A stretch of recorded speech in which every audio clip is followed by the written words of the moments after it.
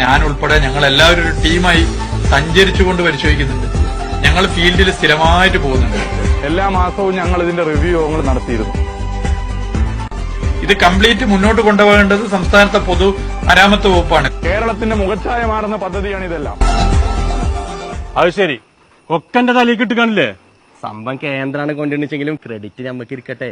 എന്ത് ക്രെഡിറ്റ്? ആ റോഡ് പൊളിഞ്ഞു, ഇപ്പൊ അത് പശ തേച്ച് ഒട്ടിച്ചുകൊണ്ടിരിക്കല്ലേ. ഇനിയിപ്പൊ ഞാൻ എന്താ ചെയ്യാ? ഇതാ വീടണോണായിക്കാ. ഇപ്പോ നാഷണൽ ഹൈവേയുടെ ചില ഭാഗങ്ങളിൽ പുതിയ നിർമ്മാണം നടക്കുന്നിടത്ത് അത് LDFന്റെ പടിയാണ് എന്ന് പറഞ്ഞുകൊണ്ട് ചിലര് രംഗത്ത് വരാൻ തയ്യാറാകുന്നത്.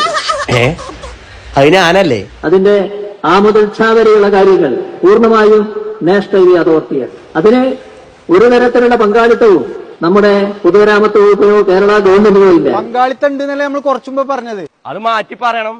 അതൊക്കെ എപ്പോഴോ എയറിൽ വിട്ടു. അല്ലെങ്കിലും കുറച്ചു കാലമായിട്ട് ഞങ്ങൾ എയറിലാണല്ലോ. അങ്ങനെയാണെങ്കിൽ ബാക്കി ഞാൻ പറയാം. നിങ്ങൾ ഞാൻ എന്താ പറഞ്ഞോളെ, ഞാൻ പോവാണ്. ക്യാമറ ഓണല്ലേ? അതിന്റെ പൊളിഞ്ഞ ഭാഗങ്ങളൊക്കെ കേന്ദ്രത്തിന്റെയാണ്. ഇനി അത് നേരാവുകയാണെങ്കിൽ വീണ്ടും കേരളത്തിന്റെ ആവും. പിണറായി വിജയൻ മുഖ്യമന്ത്രി എന്നുള്ള നിലയിൽ മുൻകൈയെടുത്ത് നാഷണൽ ഹൈവേ അതോറിറ്റി ഓഫ് ഇന്ത്യയും സംസ്ഥാന സർക്കാരും ഒരു ടീമായി നിന്ന് നടത്തിയ ഇടപെടലാണ് ഇപ്പോൾ